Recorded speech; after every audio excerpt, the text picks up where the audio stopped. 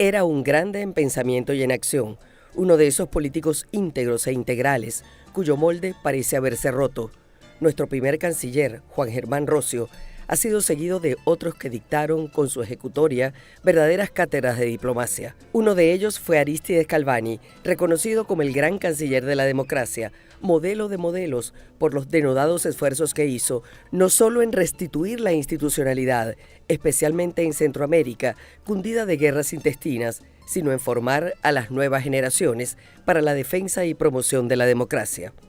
Fue un hombre que dio con su vida testimonio de lo que es el ejercicio de la política con valores y principios humanistas.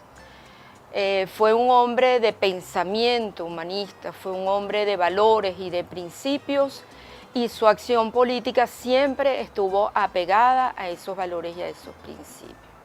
El que vive como piensa no tiene por qué temer, es simple y llanamente, mi pensamiento es llevado a la acción. Y Arístides Calvani fue eso, fue un pensamiento, una ideología, una forma de vida llevada a la acción. Era un hombre congruente, como pensaba, vivió. Cuando tenía que aparecer, parecía, se montaba en la tribuna y era brillante. Pero hay gente que siempre se está haciendo propaganda a sí mismo. Eso nunca lo hizo Calvani. Era un hombre muy humilde, pero muy humilde. Yo insisto en la humildad de Calvani. Hace 100 años nació en Puerto España, Trinidad. En 1918 se crió en Río Caribe, hizo sus estudios primarios en el Colegio San Ignacio de Caracas y su secundaria en Bruselas, Bélgica. Su título de abogado egresado de la Universidad Central de Venezuela. Un pequeño gran recorrido inicial que mostraba cómo Arístides Calvani fue desde siempre un hombre destinado a la universalidad. La docencia fue su vocación constante. Dio clases en la Escuela de Servicio Social en la Universidad Central de Venezuela y en la Universidad Católica Andrés Bello. Enseñó Introducción al Derecho, Filosofía del Derecho y Filosofía Social.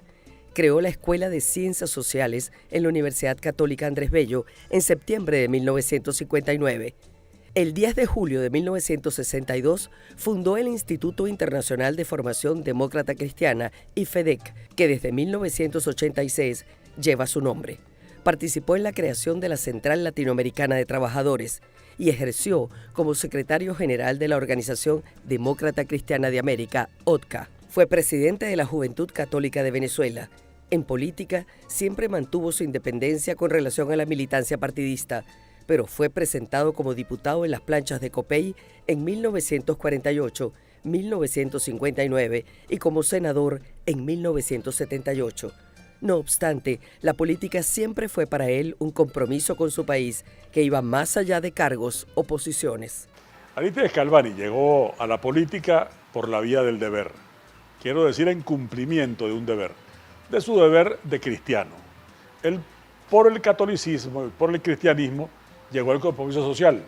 Se dio cuenta que no podía ser un cristiano verdadero sin comprometerse con la sociedad, sin entender la sociedad donde vivía y procurar cambiarla para bien. Él era sobre todo un maestro. Él fue profesor en educación media y fue profesor en educación superior, primero en Derecho. En la Facultad de Derecho yo fui su discípulo y él enseñaba Introducción al Derecho y enseñaba también Filosofía del Derecho. Pero después promovió la Escuela de Estudios Sociales, porque su gran preocupación era que en Venezuela había una minoría que tenía todo, que tenía acceso a todos los bienes de la civilización, y una mayoría de la población que no tenía capacidad de participar en el disfrute, de vivir mejor. Entonces él decía, hay que resolver el problema social en Venezuela. Ejercía en el campo del derecho del trabajo y también del derecho de familia.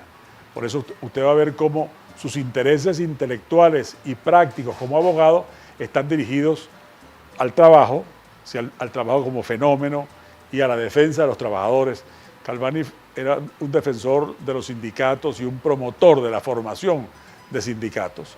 Fue siempre un defensor de los trabajadores y en el campo del derecho de familia le interesaba mucho a los hijos, el bienestar de los hijos, la defensa de los derechos de los hijos, del patrimonio familiar, y uno va a verlo siempre hablando de eso y actuando como abogado en ejercicio.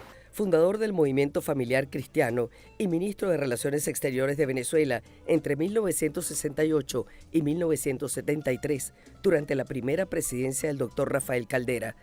En todos los cargos públicos que ejerció, no hizo otra cosa que fortalecer su trayectoria de hombre probo, que siempre vio en la política una manera de servir, no un chance para gobernar.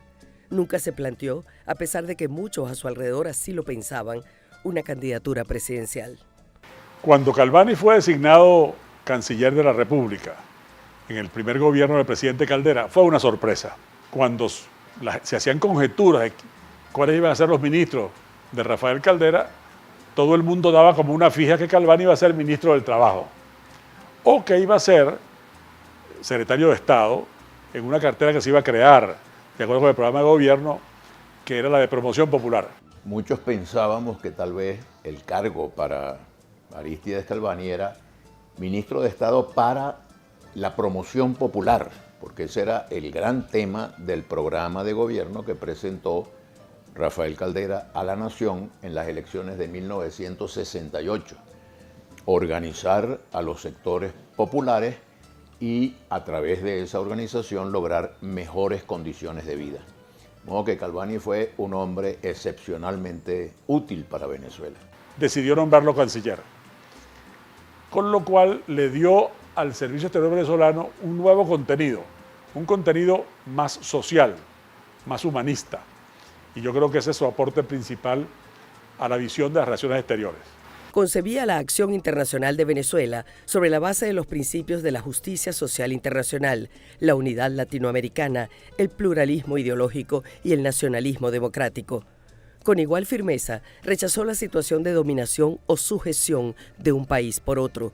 Así lo denunció el 6 de octubre de 1969 en su primera intervención ante la Asamblea General de la Organización de Naciones Unidas, al tiempo que cuestionaba la política de bloques y la división del poder mundial en torno a dos grandes potencias.